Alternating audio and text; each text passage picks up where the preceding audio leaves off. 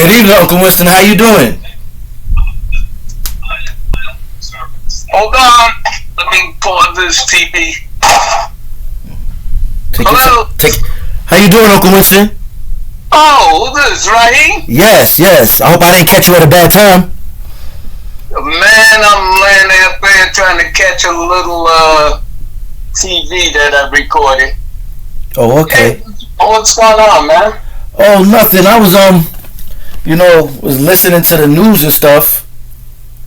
All the things that are going on, and I wanted to know your opinion on it. Sure, go right ahead. Like, one of the things I wanted to know your opinion on is about the assassination of the Japanese Prime Minister, Shinzo. I have no view on that at all. I can't get my head around it. I don't know. That's a strictly Japanese thing there. Right. That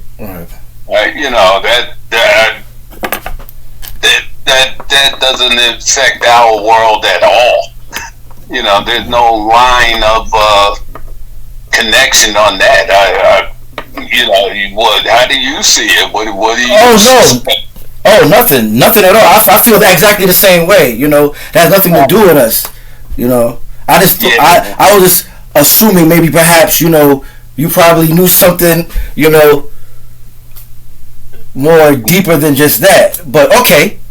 All right. No, we just filed that away. That's a Japanese thing there. Okay. That's strict Japanese. So far, I've been, paying attention, trying to figure out, well, what the hell is going on there? Right. Because from the little that I do know of him, he's not such a bad guy. Like, why would anybody want to kill him? Unless it was something like personal, right? Well, I don't know. Well, there's a whole I'm just grasping at straws. See, there's another way. We're in the dark. What do we know about the life and things in Japan? We don't know anything. Right. You know what I mean? I wish I've never been there. There's a lot of people travel to Japan, Yeah. But the armed forces. We have no level of information to make any comment on it. We just don't have that kind of information. Right. Well, with that being said, on to the next. This Jaylan Walker in Akron, Ohio, getting shot 60 times unarmed.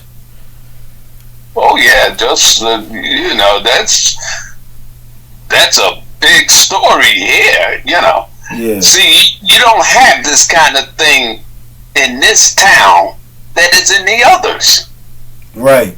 The other towns got all kinds of racial problems. Right. Not here. See, right. That's what blows my mind. Right, it does. I'm not gonna I have to be honest. We don't have that problem in Beaufort either. The sheriff's department has been pretty good at not shooting black people, Afro Americans, or whatever you want to call them. They don't just do that. I'm not saying that they follow the law, because they'll break protocol every now and then. But as far as them killing black people, no. It's bad for business, especially in a tourist town like Beaufort. You know what I mean? Here's the question. Not so much the police. Police is nothing but a reflection of how blacks and whites get along in that place. Right. Okay? When you have a place, for instance, let's say Harlem 50 years ago, 90% black. Mm-hmm. Okay? Now, how did the police deal with black folks in Harlem? Now, when you deal with other communities, for instance, most other communities where black folks only make up, let's say, 7% of the place or 15%, a small part of the place, that's a whole different thing as to how the police department deals with it. Mm-hmm. Now, a town like this is, I would say, 60% white to 40% black. And when I came out of New York and come to Akron, back at 98. Well, first of all, I've been traveling here with the kids for years before coming here in 98. Mm-hmm. So the thing of what you have to look at is what is the general relationships of people here. Right. Now, when I got here in 98, I sold cable. I took the job of with Time Warner, knowing that I took a job with Time Warner in New York, knowing that I'll be going to Akron in the next couple of years. And Time Warner has a 5-year retirement thing where I could pick up a little retirement pension. Right. So I took it and worked a year in New York with Time Warner, and when I got here, picked up and worked here for about 4 years. And I was selling cable here. I had a chance to either be inside in customer service or sales out on the street. Now, I done covered 20, 30 miles surrounding Akron area. Mm-hmm. I've seen where areas are just 5% black, and I've seen areas where it was high as 20 or 25% black. And most of all, as I went through these areas, I've even sold cable in trailer park. All white, okay, not a mixed thing. Mm-hmm. Okay, anytime you go to a trailer park, it is all white. Mm-hmm. I've seen the Confederate flag in the window of a rundown ass trailer park. I have never had an incident with whites at all to the point that they corner me or threaten me or anything. Right. Right. When you go to, in other words, Akron is a town. Give you a little background of it. So, because this is what really blows people's mind here. First of all, when did you move there? When did you move to Akron? 98. It's now 23 years, okay. 24 years. Okay. And the history of Akron is a rubber town. Goodyear, Firestone, General, you name it. Gotcha. All these people. Michelin? No, Michelin is a French outfit. Oh, okay. There was no such thing as Michelin when the rubber days were going back 50 years ago. Oh, okay. Michelin is a newfound thing of the last, let's say, 20 years, 30 years maybe. Because the rubber industry wound down. I've been hearing it was winding down then in the 90s. In other words, when it was raising hell, the manufacturing of car tires going back 50 years ago, the population of Akron was over 300,000. You know what the population is now? No, I don't. A little under 200,000. Now, what that means is they lost a third of its people. A third of its people. From what? Like how many? In other words, is the jobs left? Oh, okay. Like Detroit. It almost identical. Like Detroit. Okay, got you. Now, Detroit's history much larger place, but the racial thing of blacks and whites living and dealing together, no. Hell no. Right. Here, in other words, here's the thing her father told me, and he's been dead now over 10, 12 years. Mm-hmm. But he would always say that they fought the fight back in the 60s. Mm-hmm. that him, and he's an alpha guy. He's an alpha sorority guy. All right. And the alphas, many of them, professional doctors, lawyers, all that. These guys had the political influence in this town that eliminated a ton of nonsense. Now, as I sold cable, I'm in a wealthy area now. Houses, upper scale, all that. 90% white area. Mm-hmm. And every now and then see a few blacks and never any incident. That's the thing that blew my mind. Then I see areas where black and white live next door to each other. Right, that's in Beaufort. That's Beaufort. Is it? Then that's the same thing. And you get white friends and, Yeah, there's no problem here. Right. In other words, just people. I mean, I live in New York City. Yo, I don't know how long you remember anything of New York City. Yeah, of course. Yeah, I left when I was 17, of course. And then I go back. Then I go back periodically. So yeah. Okay, but you still was a youngster then. Here's what I'm saying though. New York City. When I lived in St. Albans, the Jamaica area, there was I remember that. Okay, there was no such thing when you put your house up for sale. A white person is walking in that block looking to buy it. Absolutely not. Okay. Yeah, I can see that. No, not in St. Albans, no. There was no mixed blocks in St. Albans, Queens, New York City. Yeah. Where black and white live next to each other in St. Albans. Nah. There's one isolated incident. I grew up in Cambria Heights, and across the street was Mr. and Mrs.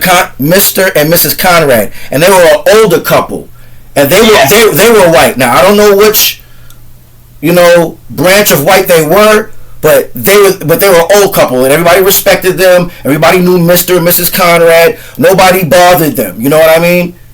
Now here's the question: did their sons and kids and stuff come to visit and all that? Very little. In other words, no recollection of whites coming and going. Right. They were old, and I don't know.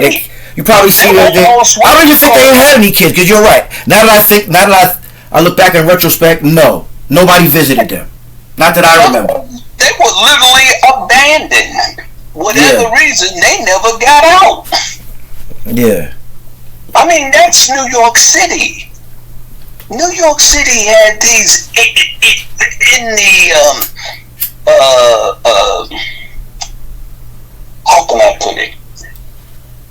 What happened in the 50s when after World War II? This Eisenhower built the interstate highway system. Okay. I remember when I first got out here when we moved from Jersey City in 1957. Now, excuse me for interrupting, but he got that idea from Adolf Hitler, right? When Adolf Hitler built the Autobahn over in Germany. That's where Eisenhower got that idea from. You do know that, right? No Autobahn after World War II. There was no car culture in Europe. Car culture started here. Oh yeah, Henry Ford. That's right, Henry Ford. Okay. In other words, there was no bunch of races. In other words, let's put it like this. This is why I'm giving background and history so we can focus on what causes people to behave the way they do. See, remember now, people are what I call neutral. Put them in certain situations, they behave a certain way. Now, what happened when they built the highway system? The next thing you had was the beginning of what you call the suburbs. Now, if you know anything about Cambria Heights, that is next door to what you call Nassau County, yeah. All right. You know what the taxes is in Queens side of that county line? New York City side of the county line with Nassau? No, I don't. All I remember is that when I was younger, I overheard some adults saying that the houses in Cambria Heights were like $600,000 a piece back then in the 80s. $600,000. What house in the 80s? Back in Cambria Heights, that's how much the houses were going for. No, pure crap. Let's get certain things straight. Let's. Oh my Lord! Let me. In other words, obviously you just don't know. I don't. Like I said, I overheard a group of adults when I was a kid. Right. Now, in other words, now you're gonna learn something. It's a good thing you make these calls. Oh yeah, definitely. That's why I do it. Are you kidding me? I love this. Yes. Now, that Queens border and Nassau border, the same price house on either side. Okay, and in other words, I don't know what the value of the houses are now. Right. But back at the time, what year did you say? I said the early 80s. Okay. The late 70s, early 80s. Now, I bought my house in St. Albans in 1980. 1980 for $40,000, I think a little less than $40,000. Got it? 40 grand. I was 7 years old.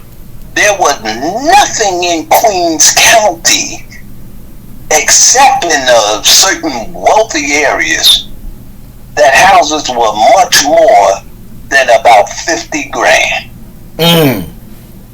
Okay? All right. Now, the taxes.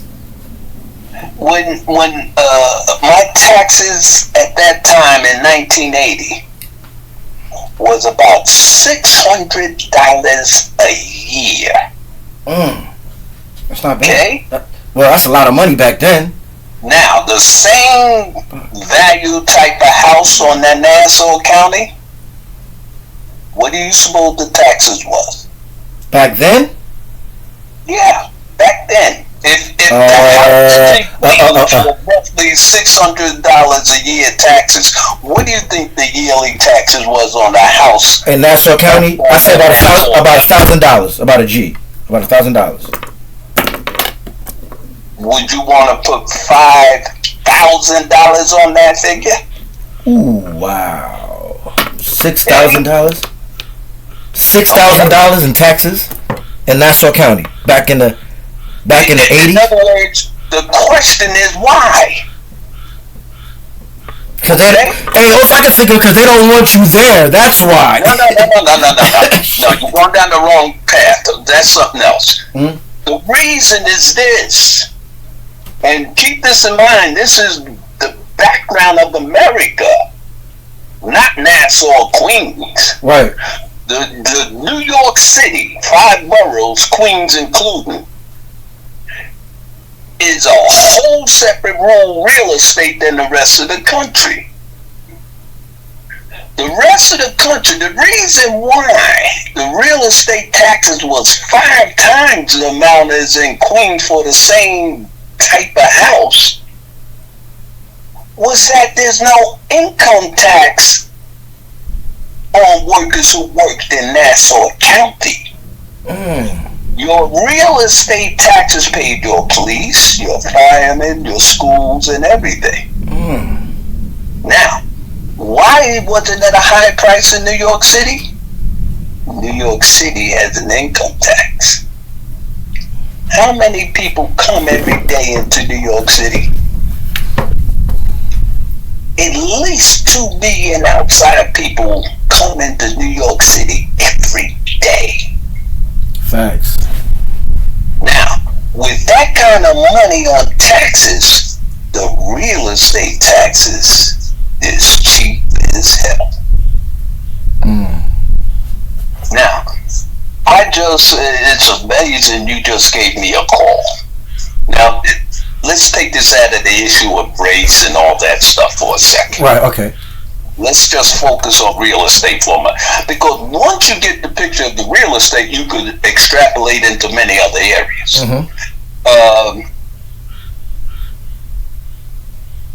I don't know if I told you 2 months ago, back in early May, I made it to New York City to check on your Aunt Lily. Yes, you did. Yes, you did.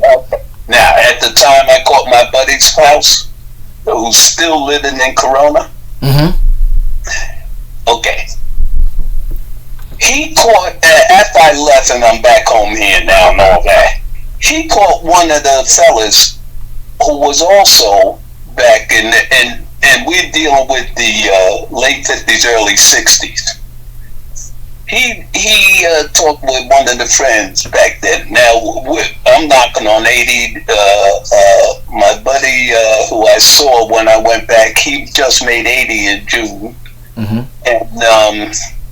And what blew my mind, that we lived on 98th Street. The guy he ran into was 2 doors away from us on 98th Street. He's 2 years younger than me. He's 78. Well, my man who I caught on 99th Street, he caught him. Now, he doesn't live there on 98th Street no more, the other guy. But he caught him because he comes to Corona, I guess, to collect rent or whatever. Somehow or another, he caught my man Rodney. Rodney called me because my man gave him my cell phone number. When I saw him and stuff, and he got my number now. He gave Rodney my number. Rodney called me yesterday. We must have talked for 4 hours. I mean, really, it blew my mind. I'm out on the street, my car phone goes off. Right. And, you know what I'm saying? You know, I see it's 917. Now, I know 917 is a cell phone of New York City. Right. Right. So I'm trying to figure out who the hell in New York calling me. I started not to answer it and leave a message, but I said, let me pick up. Right. I'm in the car, I hit the button, and I'm talking on the car speakers and all that. And the guy was kind of playing the game with me. He was saying, is this Winston? I said, yeah, this WW. And he said, this is Rodney. I said, Rodney? Not Rodney Thompson. Yeah. I said, what? Where the hell are you? He said, I'm in Angeline Park, outskirts of Jamaica. Or outskirts of St. Albans, all in Queens County. I said, wow, are you kidding? He said, yeah, I ran into James. And James gave me your number. And at the time, now in May, when I was there and I caught James, and James still living on 99th Street and no place to park a car, and he uses he says he's worth between $5 and $10 million. But this is family house he's still living in on 99th Street. He's got a BMW in the tiny driveway, barely could fit the car in to where the nose is up to the sidewalk almost. And in front of the driveway, he parks his Lexus, and he got a classic 1990-something Mercedes Roadster. And I'm saying, what the hell are you doing with these cars? You can't even move them because you may not have a parking space. And I'm saying, what the hell are you doing here? I said, I'm stunned that you're still here. I don't know, that just ain't going nowhere. This is home, blah, blah, blah. And he done made a life out of being there. His son still lives with him. His son is about a little older than you, I would guess. You say he's a billionaire? A million. A millionaire. Oh, okay, a millionaire. In other words, he got millions. Yeah, of course. Well, maybe that's what he... I I know some guys who made some money in New York. They damn sure ain't living no damn Corona. You go buy yourself a hell of a spread on Long Island or Jersey or whatever. You get the hell out of New York City. Yeah. You have no quality of life. You can't park a car. You can't have, it's crap. You live. Not only that, the only thing that could keep me staying there like that, I got all the people I know in the block. Right. Right. And like he said, it's home. It's probably family. Everybody, his Aunt Linda probably owns one of the bodegas, probably owns all of them, and his cousin's working all of them. Now let me fill in for you. Mm-hmm. Go ahead, elaborate. Ain't nobody black on 99th Street. Okay? Oh, okay.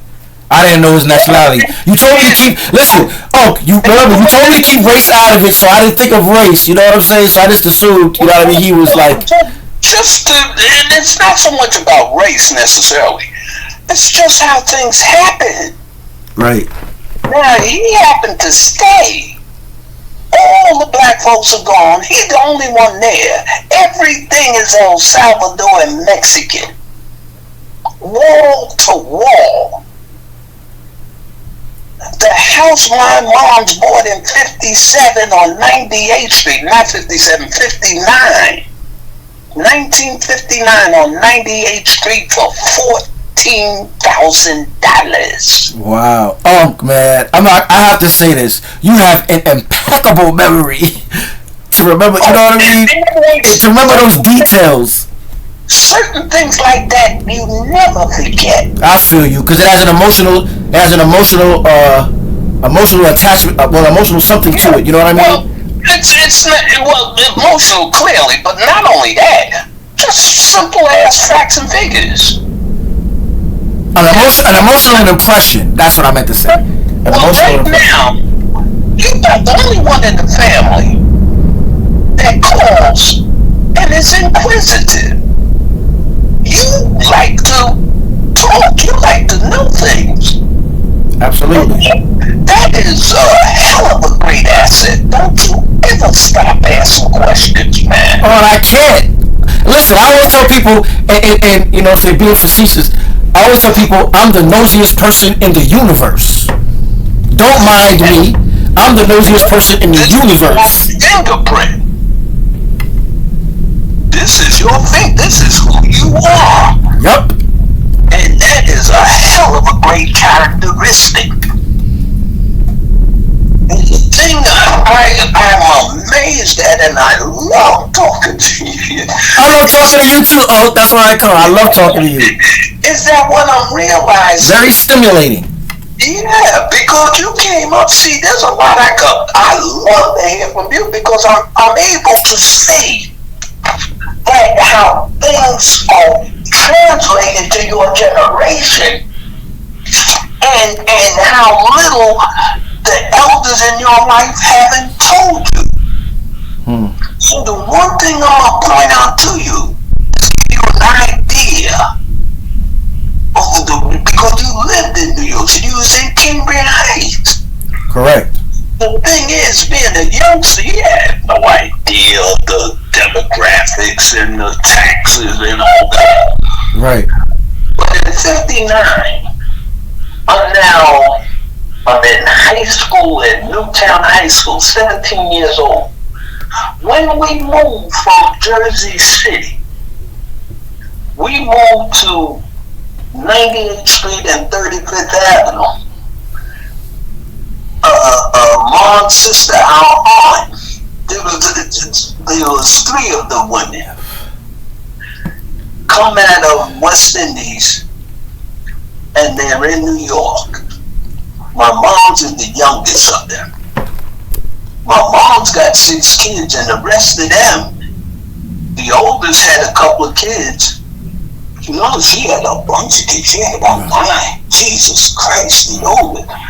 But I'm sorry, Uncle. And which part of Barbuda they from? Antigua or Barbuda? Antigua? All Barbuda. Barbuda. Oh, yeah. Okay, Barbuda. Which is all Antigua.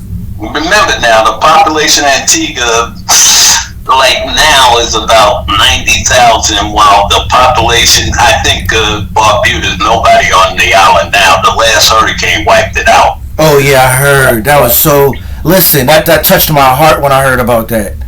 Yeah, like before for the real. hurricane, there was probably only 5,000 people or less.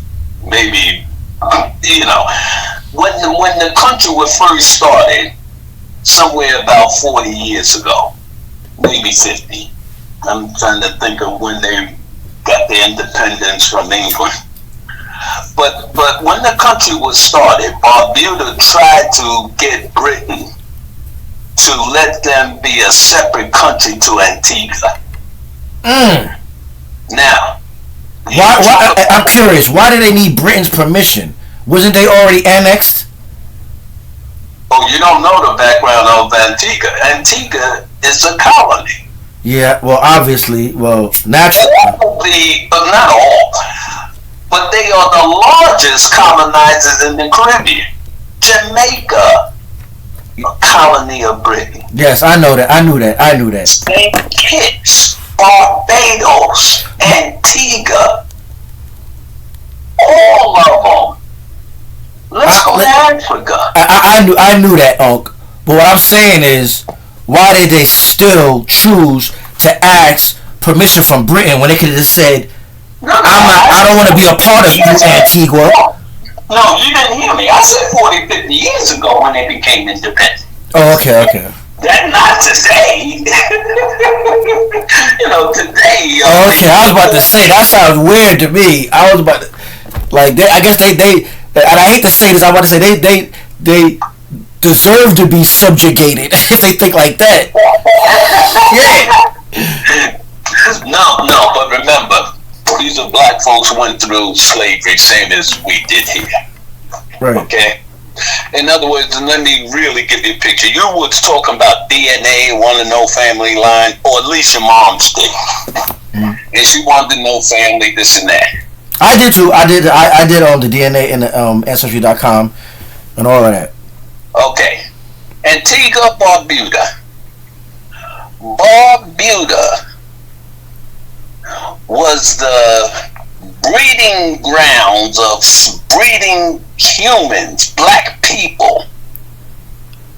It was like a manufacturing facility, a factory. Barbuda was a factory for slaves. That's what you're saying. It manufactured slaves. It was a breeding colony. Okay, let's take it in pieces here so you get a good picture. The black people brought from Africa, that is slaves in Antigua. What was their economy? Sugar cane and sugar down there or something like that? Sugar and rum. Rum. Okay? Now, and a bottle of rum. These cane fields required labor. And they brought blacks in numbers that worked that island of Antigua that made money for Britain. Now, one of the things you did with slaves, whether it's in Antigua or whether it was in Louisiana, you bred people, you owned them. You would take one stock and breed them against another, and whatever kids they caught did certain labor jobs. It's like Ford Motor Company. Instead of manufacturing cars, you're manufacturing black slave humans. Yeah. Well, that's not a good analogy in a sense. Stay with living things. You now see how many species of dogs. Right. That's the equivalent.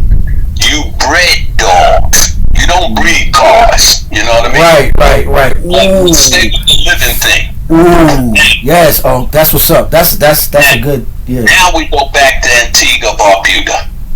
Barbuda was a breeding place. 30 miles away, Barbuda is from Antigua, across that Caribbean Sea. We call it Barbuda was the breeding grounds that the British used for slaves to go back to Antigua. Okay, now that's history. And what blew my mind when I first knew about Antigua and Barbuda is I had no idea Barbuda was a breeding grounds. Moms and them never told us that. Do you think that they knew? Hell yeah, they knew. I would sit up one time as a kid, 16 years old or something, and to hear every now and then, 2 or 3 of them would be together, and they would talk about life back in Barbuda. And at one time, I never met any of my grandparents on father's side or mother. Not a one. None of us 6 kids met our grandparents. Wow. Have you heard stories about them? You heard stories about them, right? Pop comes out of Alabama, and he chases after this yellow-skinned girl, moms, out of Barbuda, and they're up in Harlem, and the church they attended, he's making like a good Christian man trying to meet this yellow woman. And why not, right? It's the American way. Now you're getting a dose of history. Okay, I'm piecing it together for you. Go ahead. I'm listening. Go ahead. Now, that is the beginning of them getting married, and he's proven to the people in that church, along with mom's sisters, that he's a good man. Now, Pops was a longshoreman there in New York City. Ships always came into the harbor of New York and was being unloaded. Products coming from Europe all over the place, several spots. The biggest of the longshoremen were Italians, and they had a union and all that. Now, Pops and a few other guys in the church worked on the longshoremen on the Jersey docks. And, yeah, you're right. The Italian mafia ran the docks under Lucky Luciano. That's what yeah. Okay. In other words, that's the history of New York City. Now, another thing to put into place here. You had Pops who didn't come through Ellis Island.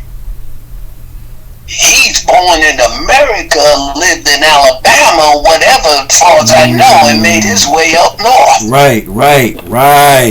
Moms, though, and her sisters came in to Ellis Island from the Caribbean on a ship.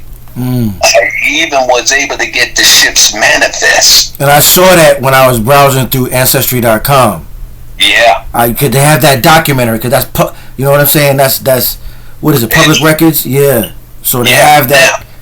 Now, Department of Labor run the statistics of people coming into Ellis Island. I was able to see the record keeping of the U.S. government, Department of Labor, that everyone came into Ellis Island had to be quarantined at least for a day or two before being released into New York City.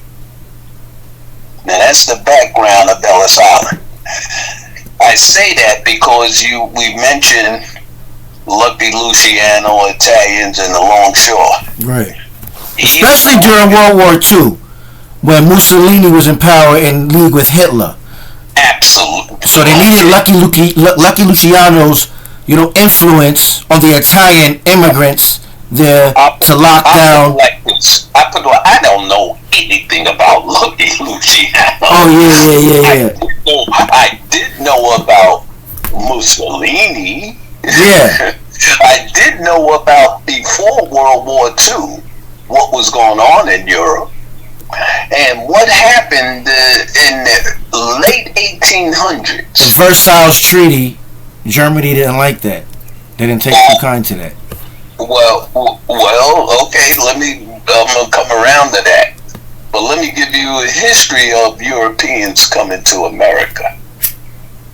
The there was three major groups coming out of Europe to America: Irish, Italian, and Jews, which is also white. Mm-hmm. Three distinct groups that as they came, and the years they came to America was between the late 1800s up to about 1925. Okay? Now, there was a few came in from the Caribbean.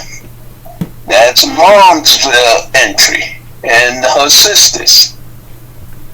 Now, most of the people came in was from Europe. Mm-hmm. And many of them were put into shanty houses and stuff in Manhattan.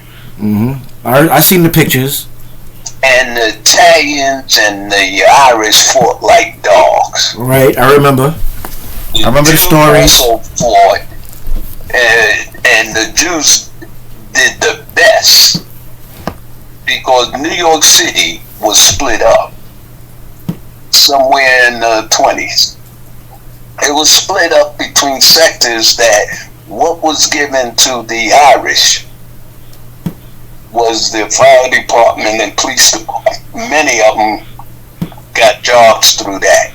Ergo the bagpipes whenever one of them are, passes away. New York City police and New York City fire. Mainly Irish background that came from the starvation of the potato famines in Ireland. Now the Italians come in from the ruthlessness of Mussolini, right?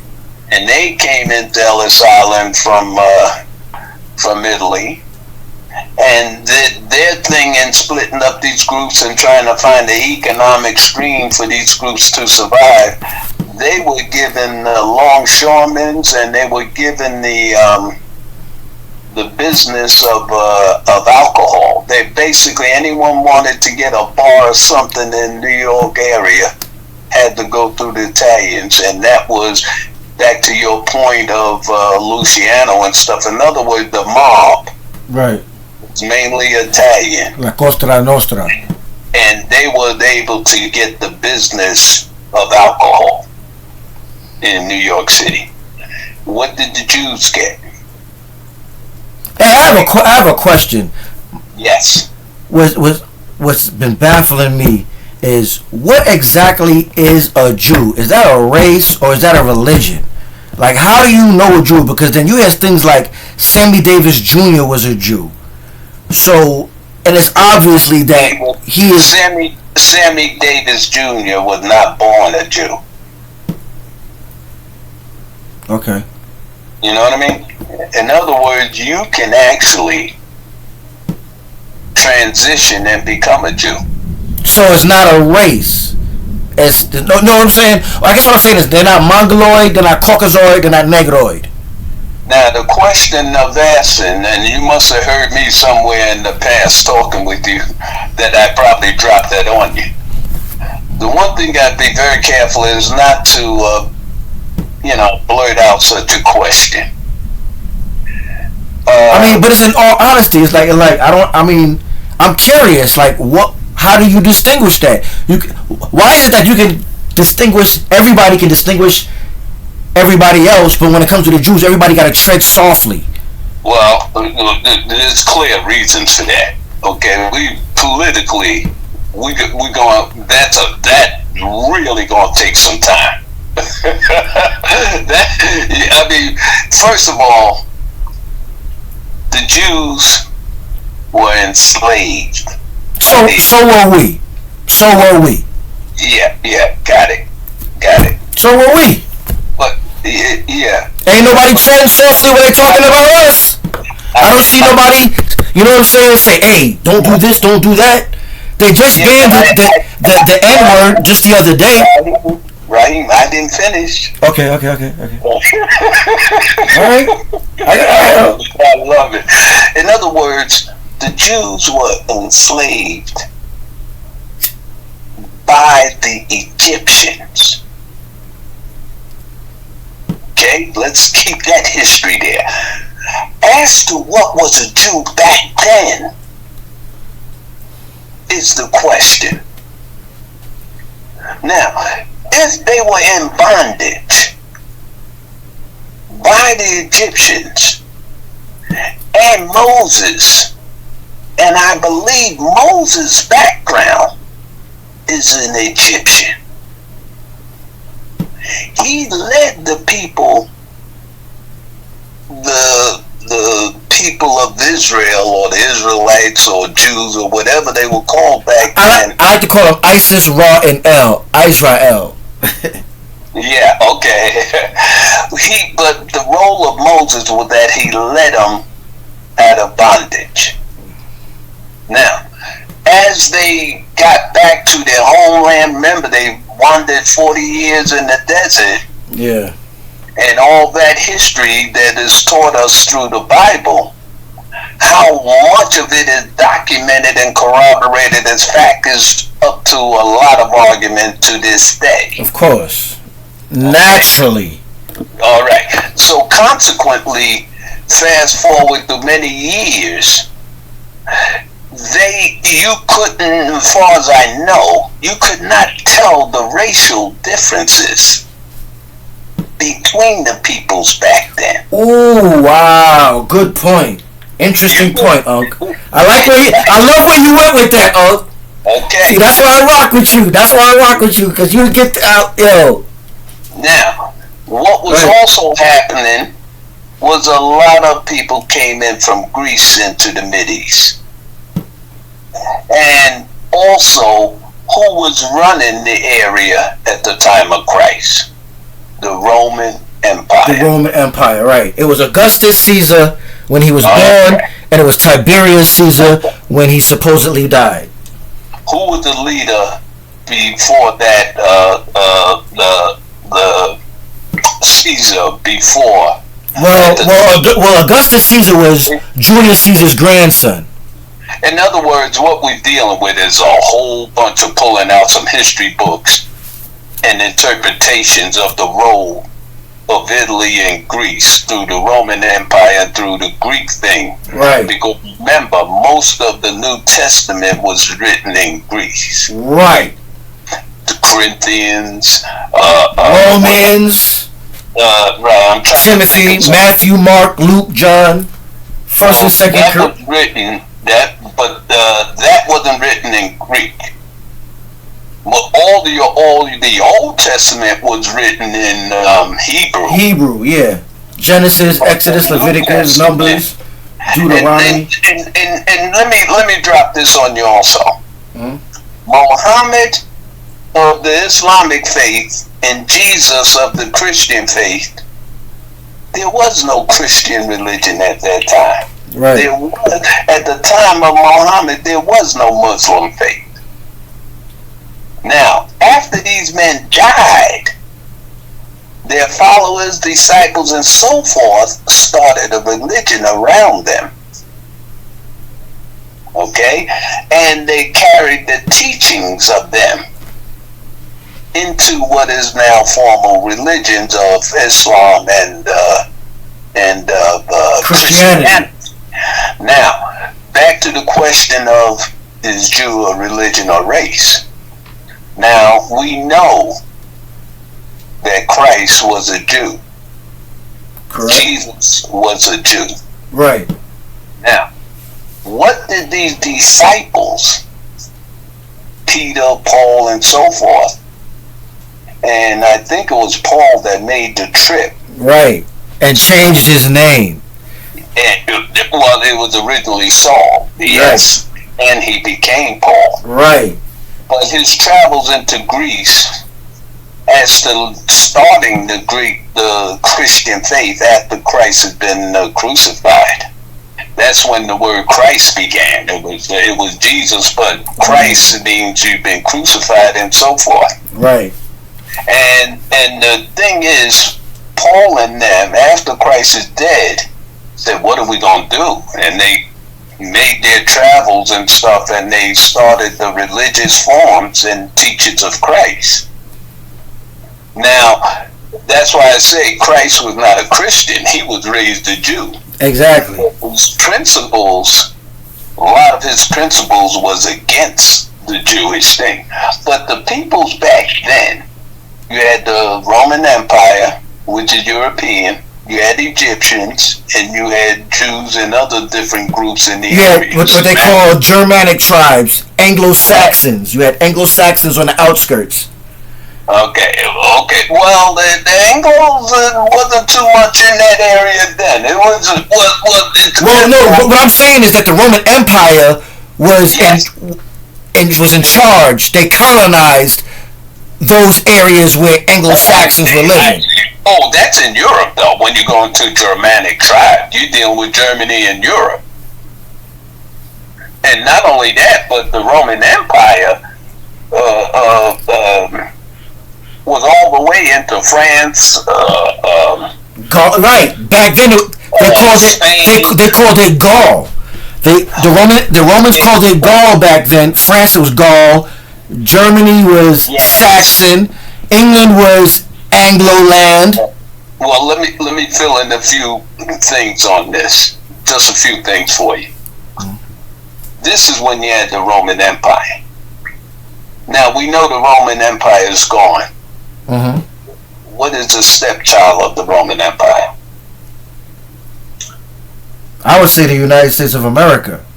Roman Catholicism. The Catholic. Right now, the Catholic is the largest Christian religion. Right. Okay? No more Roman Empire. Now, the Roman Empire went all the way to the Atlantic Ocean, which took in all of Spain, Portugal, France, and England. They went from martial to religious. Now, this is why. Did you hear what I said, Oak? Say it again. They went from being martial to being religious, to being spiritual. Oh, what? No. Whoa, dude, that's a big jump there. Listen, the Roman Empire, because Roman Empire used to conquer. They used to conquer, they used to be martial. And then they went spiritual. The way you spread any religion like that, you had to have military power. Right, correct. Now, it was still, that's why I say the stepchild of the Roman Empire is the Catholic Church. The Catholic Church was a pretty powerful group. Definitely. Their influence into the France and Britain and all that. They're the most powerful religion, I feel, on the planet. What each one of them countries had was what you call monarchies. So you had a monarchy in Spain. King, if you look up the monarchies. Yeah, Queen Isabella. All I know from Spain is Queen Isabella. Excellent word there, Isabella. Yeah, Queen Isabella. I remember her. We know France had a monarchy. Yeah, we know Britain. Yeah, France had Charles the First through Fourth or something like that. You know what I'm saying? Charles. You may be thinking of Charles de Gaulle, but we're talking about. Yeah, that's France. France is Gaul. Yeah, but de Gaulle came way later. De Gaulle is modern times. He's 1900s. But the Romans called France Gaul back then. It wasn't France until like modern. But here's what we're talking about. We're talking about before 1600. Now, before 1600, with the Maid of Orleans, was no de Gaulle at all. I don't. In other words, you had King France and Louis. Right, but they were Louis. I'm trying to think of another one. But France had Charles, Louis. Here's the point. Here's the point, and the role of this Catholic thing. You had these kingdoms, or what we call monarchies, that had king or queen, and the most known now of any stature is Britain with the Queen Elizabeth. Right. The serving queen, knocking on 95 now or something. Right. Now, which you have to give them props, Oak. They were able to survive until modern times. They did what they had to do to. Well, still exist. No, history will determine that. Well, they're here. They're still here. You got to give them credit for that. They outsmarted. Listen, they outsmarted. No, I'm not saying either way. You can put whatever you want on it, but there's a history on it. Now, if you want to get into the history of the monarchy, that's fine. That's a good subject. Yes. I don't know that much about it, even though I'm born to colonial mother out of Barbuda. So the British thing is the largest colonial empire. It is, and they're very interesting. And I'm not gonna lie, I do study them. I read books on them for years. I've watched documentaries, so I'm an adept on the royal. One of the statements about the British Empire is that at one time the sun never set on the British Empire. That means as that sun went around the earth, they had a colonized land in every part as that sun traveled. So they had they colonized India, they colonized China, and they colonized over to the New World, America. They colonized Australia. Right. Now, and when America decided to continue with the slave trade, the empire was like, yo, stop that. We don't want that. You can't be making money off that. We don't want to tax you with that kind of money. You're getting more than us.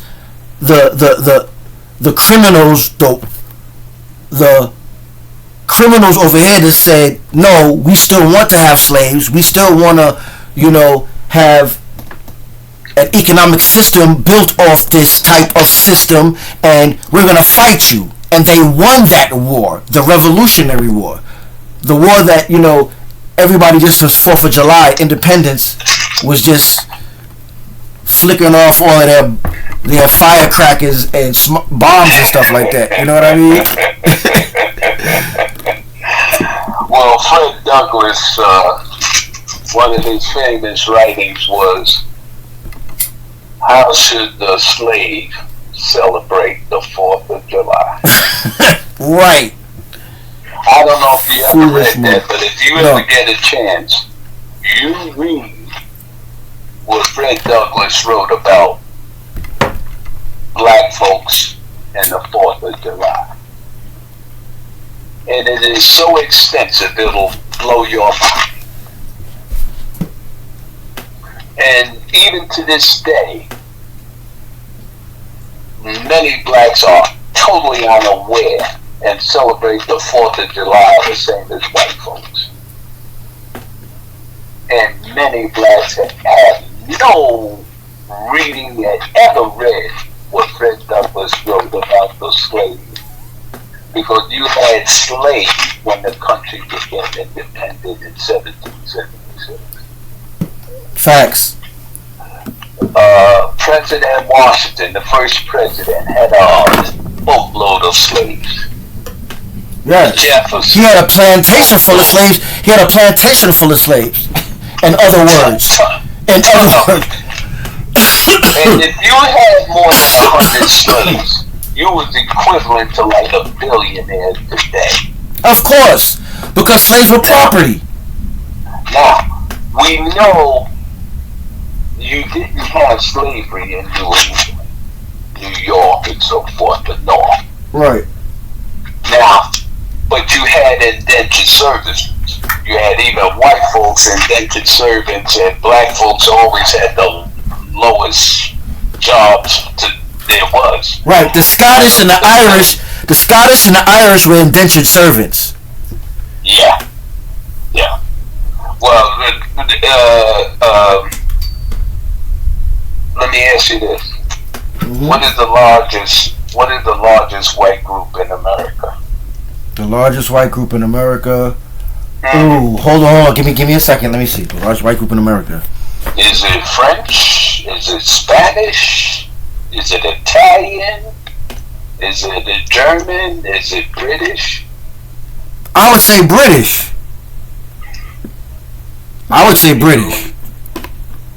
It is Germany by far. German? by far. Mm. Out of the total whites in America, which is probably a little over 200 million, out of about 10 major white groups, probably more. The largest group is the Germans, probably at about 60 to 70 million German background in America. Wow. Oh, you know the irony of that is, and my test results back from Ancestry.com, out of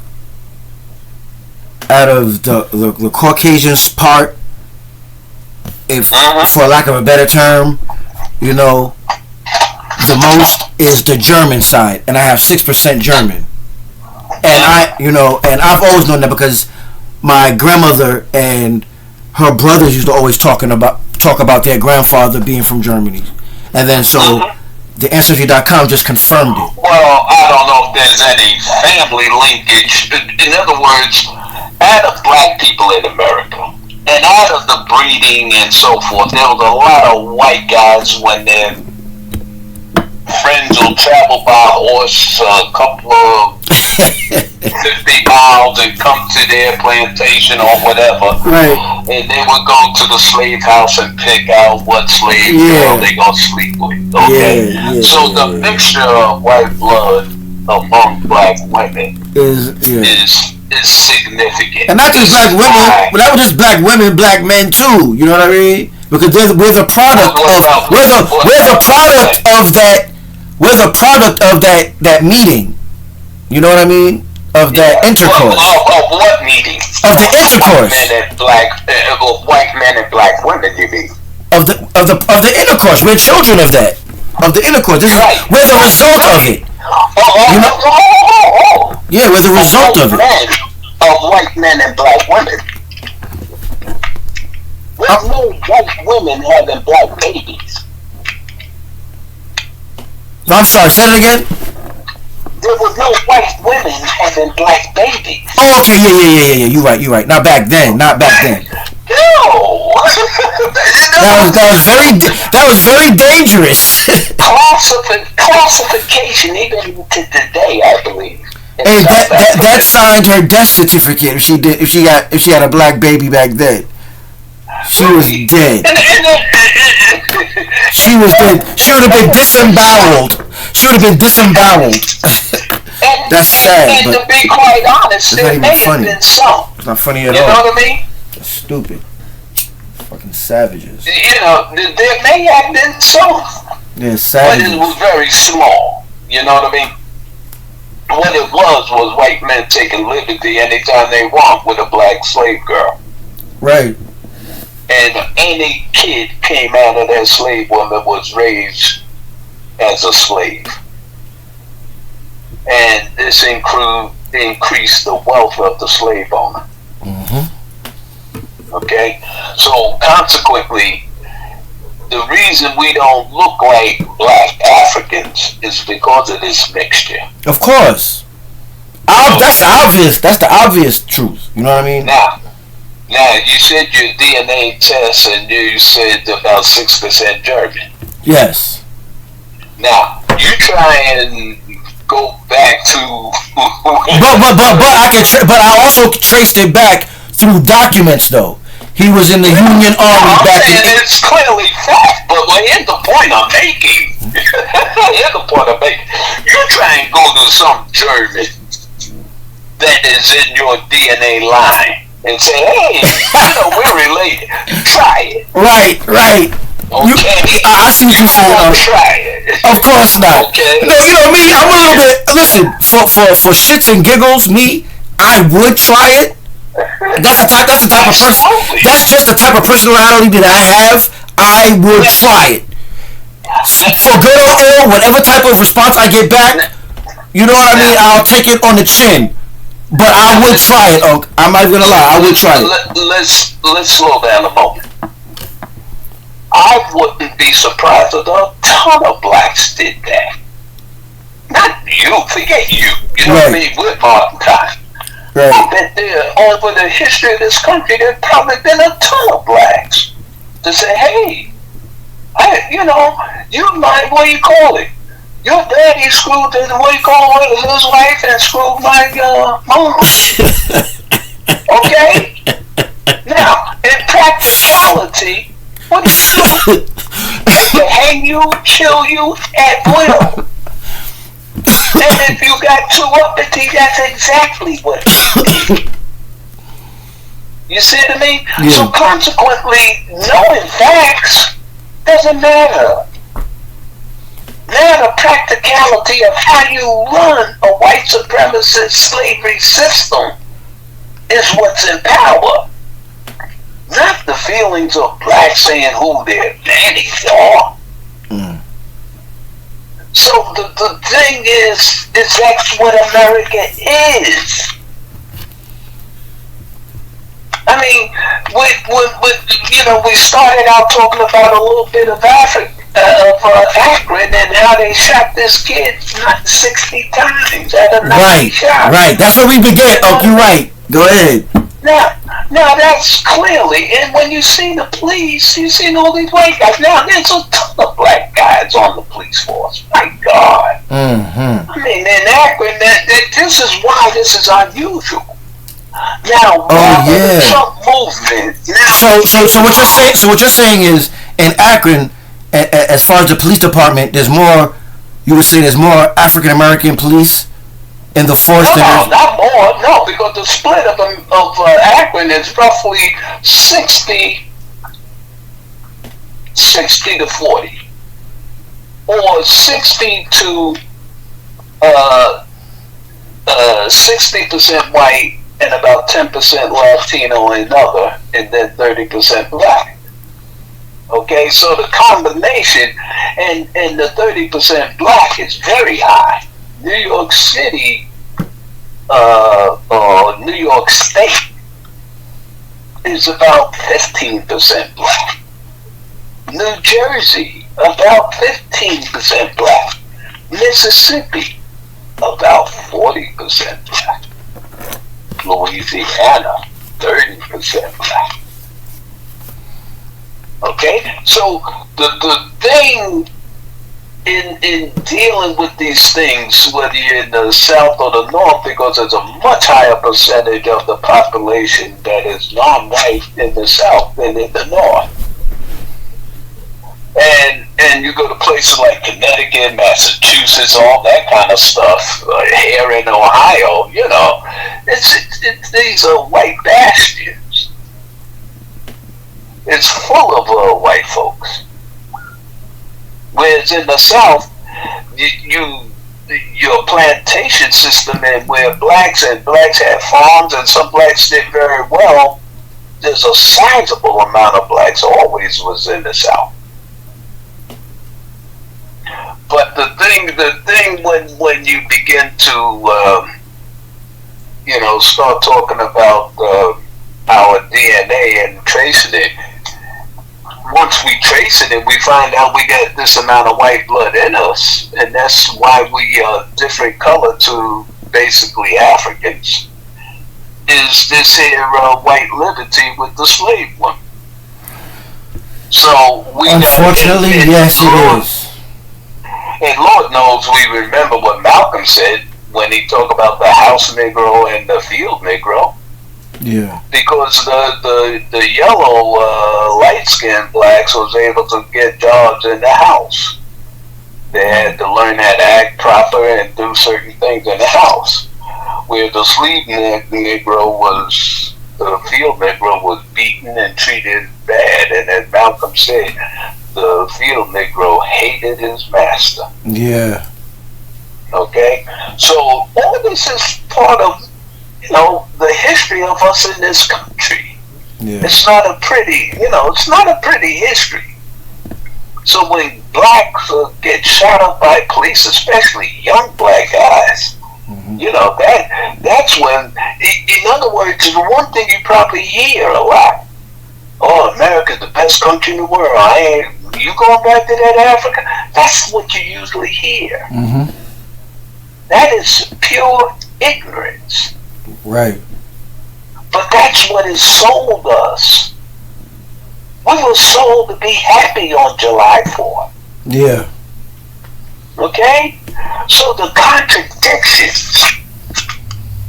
So when we get Malcolms and Marcus Garvey and the people that fought this white boy for years, well, black folks always fought this white boy in smaller numbers, but still he fought. Mm-hmm. The amount of blacks that left the South during the migration of the early 1900s and ended up in places like Chicago, Cleveland, and Detroit. A lot of blacks. You got pictures of showing the main train station in St. Louis, full of blacks, literally in suit and ties and their leather luggage, packing their stuff going off. So and I would imagine your grandfather, my daddy, was one of them, just getting the hell out of that South. Mm-hmm. So the thing we try to always be mindful of is the one thing they wanted to do was shield their kids from the pain and agony of this miserable life that they had. They did not teach us to hate this white boy. Right. They did not teach us the things they knew. So we don't pick on our ancestors and say, why didn't they fight or why didn't they this? Now, the one thing is as part of the reason for this, why we didn't fight. We left Africa speaking a particular language. We were put in ships with many other different African groups, not one group where the language would survive. So the different groups they brought into their coast of Africa, taking them over as slaves in chains, they brought a combination of them that they could not speak to each other and exchange ideas and carry on the culture through the language. So as they were chained in the bottom of their ships, they couldn't speak to each other very well. And so as they got here, the first thing they did was separate them, so you were never able to trace family lines or anything. There was no group that would stay together in slavery so they could trace things back to the mother country and knew a language.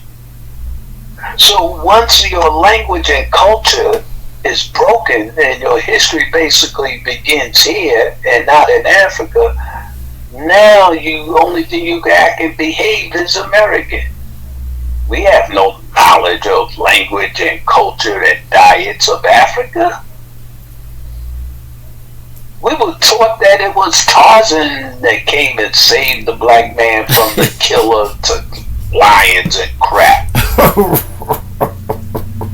Right. You know what I mean? Yeah. So the thing we have to realize is that this history, and as you delve into it, you really have to hold on to your seat. That's why when you hear Malcolm and these brothers speak about what this white boy did, and now we got kids shot 60 times, now you connect it with history. And that's when you say, well, this is not new. They were hanging blacks as picnics in the South. You know what? So excuse me, let me interject for a second. Sure, go ahead. You know what it seems to me, and it's only an opinion, and it's one of many that I have, but this just came across my mind, and it was like, it seems as if they're provoking us to have a race war with them, and we're just not getting the message. Well, not now. In other words, see now, let's break down what's happening today. Let's break down that for a moment. You've even had a black president. Mm-hmm. You know who the head of the military is now? Secretary of Defense? No, the black brother Austin. Mm-mm. Okay? Secretary of Defense. He runs the Pentagon.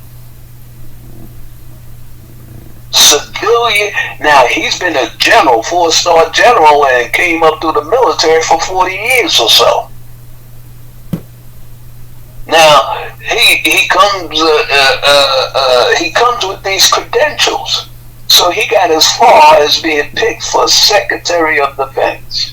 A black man, just like Colin Powell was head of the Pentagon. Okay, so there's so much water under the bridge that we got blacks in all kind of positions. I mean, my God, we got black billionaires. Right. You know what I mean? So we still in this limbo of enormous success in certain areas, but the masses of blacks are catching now. So we don't lose that. So for those who are making it, for some reason, they're not trying to put their money together and pull the rest of the black people out, whatever predicament they're in, with their billions of dollars. And I ask you, why? What is your analysis of them as a people and why they don't do it? Well, what are some of the reasons you suspect? Yeah, I have several. One of them is because they're bred and born to be selfish in this type of society. In a capitalist society, you're bred to be selfish and competitive. Me, I. That's one of my things.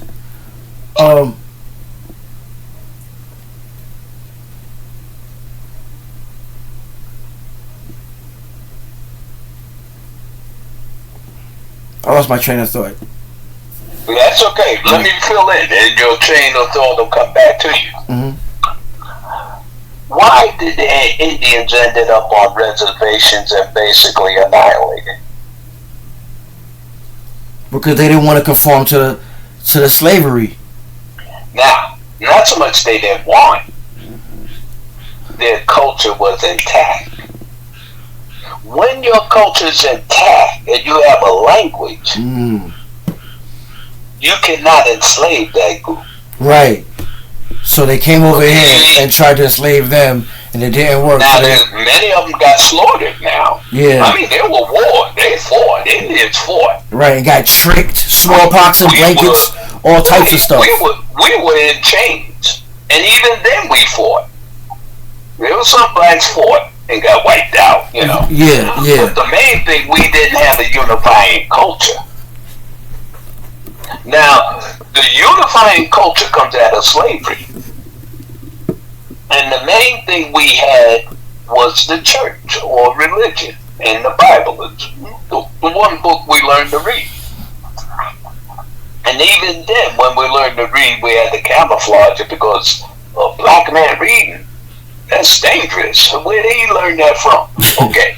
So all that history accounts for the behavior of what you just said, the me. In other words, you have to survive and sink on your own. You don't survive. You starve out there. You dealing with slaves. Slaves see other people black as them getting wiped out every day.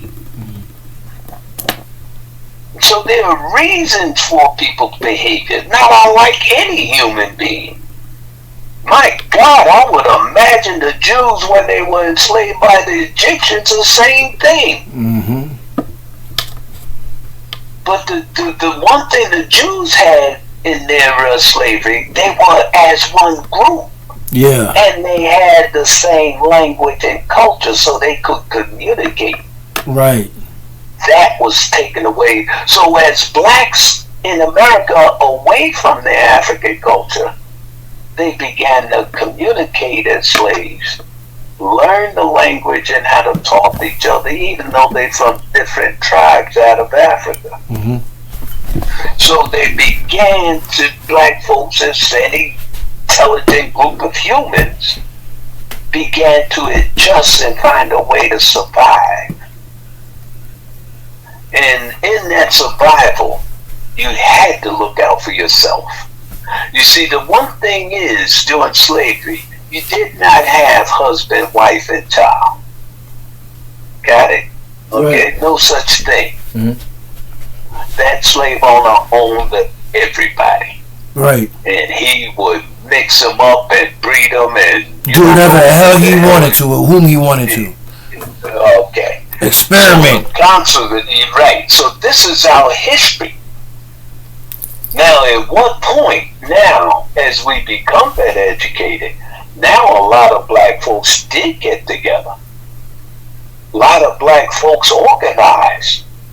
I mean, what they did in Martin Luther King's period, a lot of blacks didn't forget each other. I mean, the right before Martin was assassinated down there in Memphis, he was out there with the truck drivers and garbage collectors trying to get them higher pay.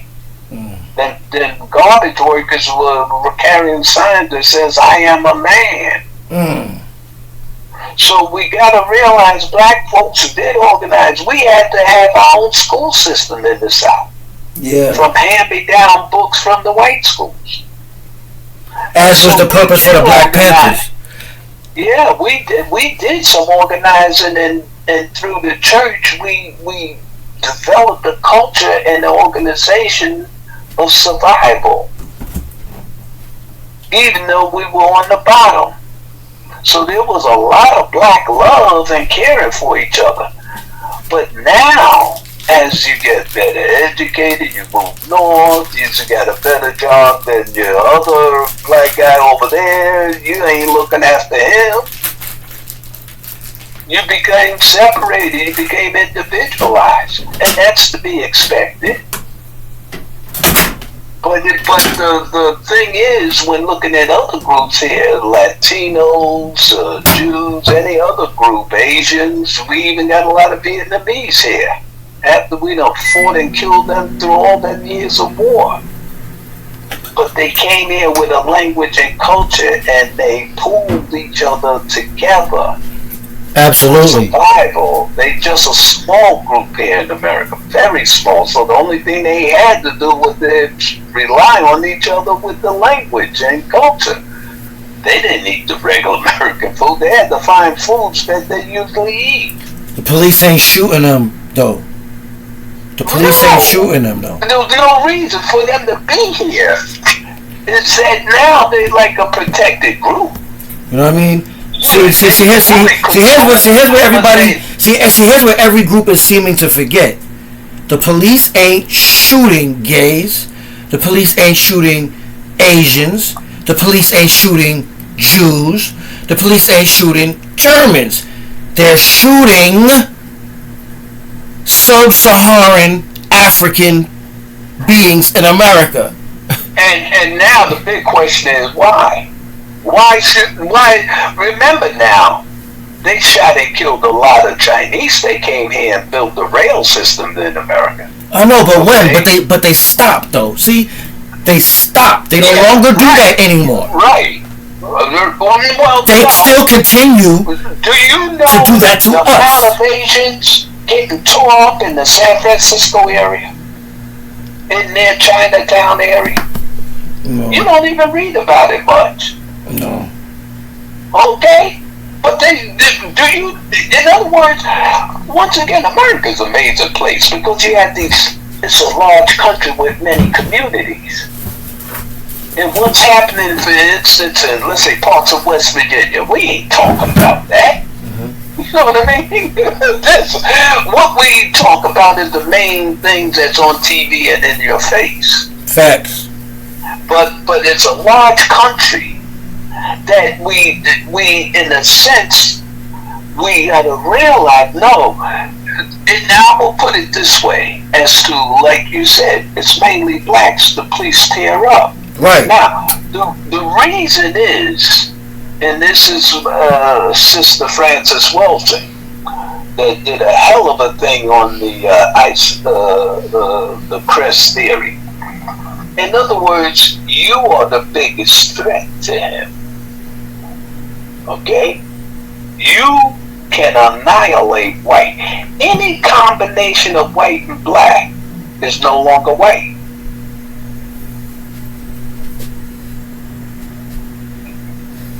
nor fiction. That's fact. Fact. You know what I mean? That's fact. So when the white boy took liberty with the black woman and the slave girl is having all these here mixed babies, they were all categorized as black. Now, the thing we gotta, that Sister Welsing wrote about, now this is before DNA was developed. Frances Welsing, you get a chance, you Google Frances Welsing. Okay. This sister is a psychiatrist, meaning she's a medical doctor. Frances Welsing, Miss? Yes. Yeah. She studied in Germany. The one theory she came up with, and this is what you might call theory or observation as a psychiatrist, when you meet someone different to you, the one thing you are challenged is... You will be changed. Well, not so much that. Are they better than you, or are you better than them? Now, another thing she came up with, the absence of melanin in white folks, is that the normal human thing or the abnormal? Okay? Chew on that a little bit. Yeah. Now, when that white boy went into Africa and saw all these people with total black skins, he had to come up with a concept that he's superior to them. He never ever entertained the idea that we are equals. Of course not. Okay? And he went and took liberty and dominated us, and then because we had different groups in Africa and blacks fought each other with different groups, so he was able to bargain, give them trinkets to the king or whatever, and take some of his people as slaves. And the rest was history. So that vulnerability in Africa, that white boy ran with it. But back to today's time, as to the behavior of whites, what have you heard the statement lately, especially the kid used it a lot who shot up the people in Buffalo, New York? That white kid, he had the thing that was being pushed today, that the Democrats are bringing in immigrants to replace you white folks. It's what you call the replacement thing. And that's what leads me to my... That's what leads me to my next question, Unc. Is what is your take? The question. What is your take on all of these mass shootings happen repeatedly? Now they're closer and closer together. Back in the days, it was few and far in between. Now it's like once, like well, three times, like three every month. That's an easy question. That's an easy question. Do you think that they're trying to change policy and that it's some covert thing? Some, what do they call it? Let's take it. Conspiracy going on, or well, let's take it in bites. 40 years ago, was there any AR-15 military weapons out there? In the streets, I would assume in California. Anywhere in America, anywhere. How long? How long ago? About 40 years ago. In California, with the drive-by shootings and stuff, right? No. Hell no. They didn't have no AR-15. Oh, AR-15s. Well, in the 90s. In other words, what does the AR-15 does in comparison to the guns they had 40 years ago? All I know one thing, they don't need it. Enormous difference. I know we don't need them. 22 Winchester rifle that was accurate up to maybe 100 yards. You had no such thing as what's the red line? What they call that? The laser.